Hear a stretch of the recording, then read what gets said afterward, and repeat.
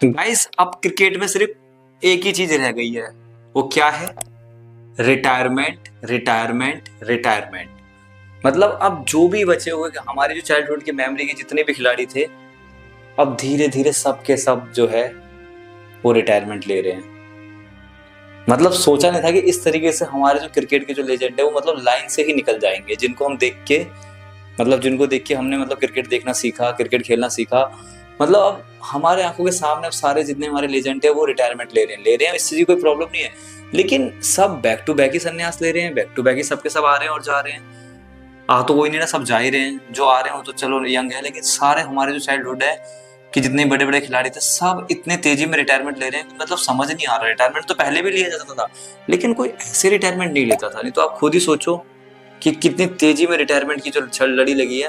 अब इससे पहले जब राहुल द्रविड़ वगैरह ने जो रिटायरमेंट ली थी तो उसमें थोड़ा बहुत गैप मिल जाता था। जैसे कि सौरभ गांगुली ने गैप लिया तो मतलब रिटायरमेंट ली 8 में, तो फिर 12 में आपके द्रविड़ ने ली, फिर 13-14 में आपके लक्ष्मण ने ली, फिर साथ ही साथ 13 में सचिन तेंदुलकर ने ली। तो मतलब एक आध साल का गैप आ रहा था।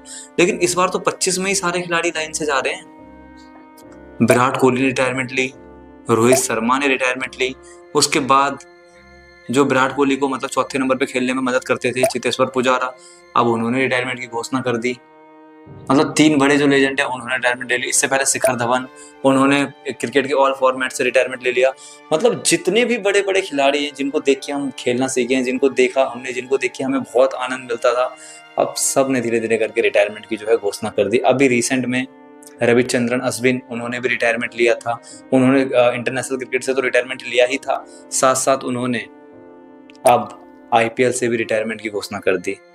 उन्होंने अनाउंसमेंट कर दिया कि अब वो आईपीएल भी खेलते हुए नहीं दिखाई देंगे। जो आईपीएल जो था उनका लास्ट ईयर में जो उन्होंने चेन्नई के लिए खेला वो हो गया उनका। सही है, उन्होंने पहला सीजन भी चेन्नई के लिए खेला और लास्ट सीजन भी चेन्नई के लिए खेला, और एंड में रविचंद्रन अश्विन ने रिटायरमेंट की घोषणा जो है वो आईपीएल से कर दी।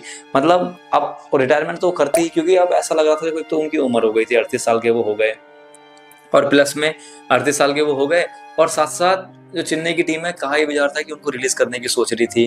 तो जब उनको रिलीज करने की सोच ही रही थी, उनकी चेन्नई से कुछ अच्छा कुछ हो नहीं रहा था, तो उनके मन में आया होगा कि अब 38 साल का हो गया, इंटरनेशनल क्रिकेट से रिटायरमेंट ले लिया, तो अब कहाँ आईपीएल में उस टीम से उस टीम भटकू, इससे अच्छा अपना जो रिटायरमेंट की घोषणा कर देता हूँ।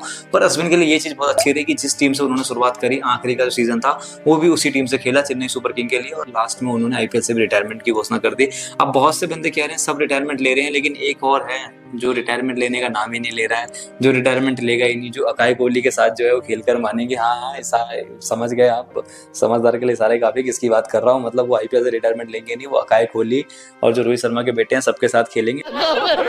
अब देखना रोहित शर्मा, विराट कोहली, ये लोग भी धीरे धीरे करके जो है आईपीएल से भी निकल जाएंगे, क्योंकि हमारे जितने भी चाइल्डहुड के मेमोरी थी सब तो धीरे धीरे करके इरेज हो रही है।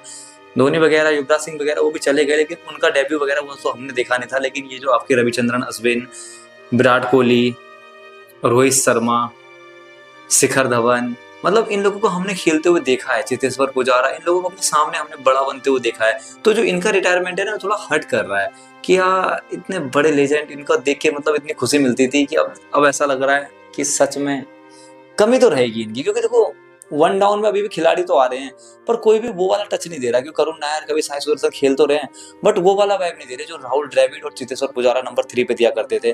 मतलब अकेले जिस तरीके से डिफेंसिव क्रिकेट खेल के सामने टीम को तोड़ देते थे ना, एक ऐसा क्रिकेटर भी चाहिए तो जरूर होता है टेस्ट क्रिकेट में। वैसा भी हमारी टीम में जो है ना मिसिंग सा लग रहा है।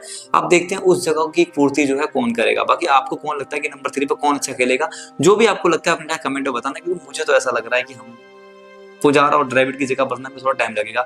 क्योंकि जब द्रविड़ गए थे ना, तो उनके कुछ दिनों के बाद या कुछ साल ही कह लो कि जो राहुल द्रविड़ है और गए, तो उनके बाद जो है चेतेश्वर पुजारा, उन्होंने जिस तरीके से खेला और मतलब दिखा दिया कि जो राहुल द्रविड़ की जो है रिप्लेस जो है पुजारा कर सकते हैं। लेकिन पुजारा को रिप्लेस कौन करेगा, ये भी तो एक सवाल उठता है। क्योंकि विराट कोहली को तो कहीं ना कहीं देखो कोई रिप्लेस कर नहीं सकता, लेकिन सुमन गिल थोड़ा बहुत खेल रहे हैं, रोहित शर्मा को कोई रिप्लेस नहीं कर सकता, ये भी ना ही अश्विन को रिप्लेस कर सकता है। लेकिन ये जो 4 लेजेंड थे ना हमारे, इन्होंने सच में हमारा जो चाइल्डहुड मेमोरी थी ना बहुत ज्यादा स्पेशल किया। इनको देख के बड़े हुए, और जो इनको बड़े देख के, खेल के देख के जो सुकून मिलता था ना, मतलब क्या ही बताऊं, बहुत सुकून मिलता था इन्हें देख के। खैर, थैंक यू इन चारों को जो इन्होंने हमारे जो चाइल्डहुड जो है इतना स्पेशल बनाया।